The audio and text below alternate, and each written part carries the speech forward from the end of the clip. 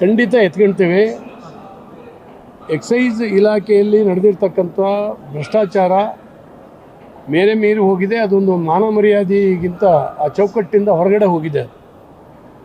ಅವರೊಂಥರ ನೀವು ನೋಡಬೇಕಾ, ಸದನಕ್ಕೆ ಬರುವಂಥ ರೀತಿಯಲ್ಲಿ ತಾನೇನು ಮಾಡಲಿಲ್ಲ ಅನ್ನೋ ರೀತಿಯಲ್ಲಿ ಅದನ್ನೆಲ್ಲ ಎದುರಿಸೋ ತಾಕತ್ತಿದೆ ಅನ್ನುವಂಥ ರೀತಿಯಲ್ಲಿ ಬರ್ತಾ ಇದ್ದಾರೆ. ಮತ್ತು ಎಲ್ರಿಗೂ ಕೂಡ ಗೊತ್ತಿದ್ದು ಜಗಜ್ಜಾಹಿರದು.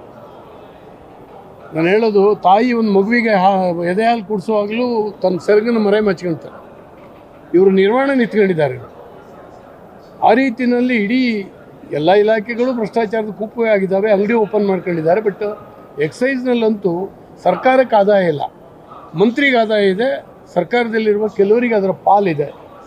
ಮೊನ್ನೆ ದಿನ ನೋಡಿದ್ರಿ ನೀವು, ಕ್ಯಾಶ್ 25 ಲಕ್ಷ ಸಿಗುತ್ತೆ ಆಫೀಸ್ ಒಳಗೆ.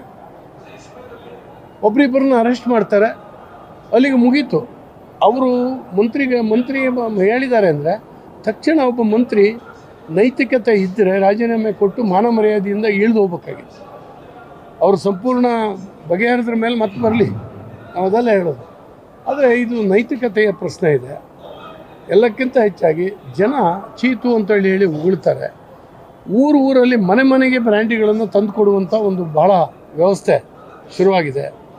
ಎಲ್ಲಿ SC ಕಾಲೋನಿಗಳಿದೆ ನಮ್ಮಂಥ ತಾಲೂಕಿನಲ್ಲಿ ನನಗೆ ಗೊತ್ತಿದೆ, 30-35 ವರ್ಷದ ಯುವಕರು 75 ವರ್ಷದವರು ಆದಂಗೆ ಕಾಣ್ತಾರೆ. ದುಡಿಯೋ ಸಾಮರ್ಥ್ಯನೇ ಇಲ್ಲ, ಕೂತಲ್ಲೇ ಕೂರ್ತಾರೆ. ಬೆಳಿಗ್ಗೆ ಎದ್ದ ಕೂಡಲೇ ಹತ್ತಿರದಲ್ಲಿ ಪಕ್ಕದ ಮನೇಲಿ ಸಿಗ್ತದೆ ಅವರಿಗೆ ಬ್ರ್ಯಾಂಡಿ ಶಾಪಿಗೆ ಹೋಗಬೇಕು ಅಂತ ಹೇಳಿಲ್ಲ. ಆ ಬ್ರ್ಯಾಂಡಿ ಶಾಪ್ನವ್ರು ಇವ್ರ ಹತ್ರ ದುಡ್ಡು ಕೊಟ್ಟು ಲೈಸೆನ್ಸ್ ತೊಗೊಂಡಿದ್ದಾರೆ.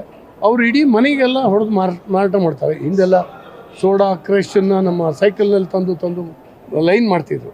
ಆ ರೀತಿ ಲೈನ್ ಮಾಡ್ತಾರೆ. ಒಂದು ಊರಿನಲ್ಲಿ 2-3 ಮನೆಯಲ್ಲಿ ಮಾರಾಟ ಆಗ್ತಾಯಿದೆ.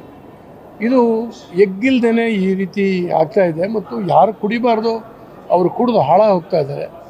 ನಮ್ಮ ಯುವಕರನ್ನ ಹಿಂಡಿ ಹಿಪ್ಪೇಕಾಯಿ ಮಾಡ್ತಾಯಿದ್ದಾರೆ. ಆದ್ದರಿಂದ ಇವತ್ತು ಕೆಲವೇ ಜನ ಶ್ರೀಮಂತರಾಗುವಂಥ, ನಮ್ಮ ಮಂತ್ರಿಗಳು ಕೋಟಿ ಹಣ ಮಾಡುವಂಥ ದಂಧೆ ಆಗಿದೆ ಇದು ಎಕ್ಸೈಸ್ ಇಲಾಖೆ.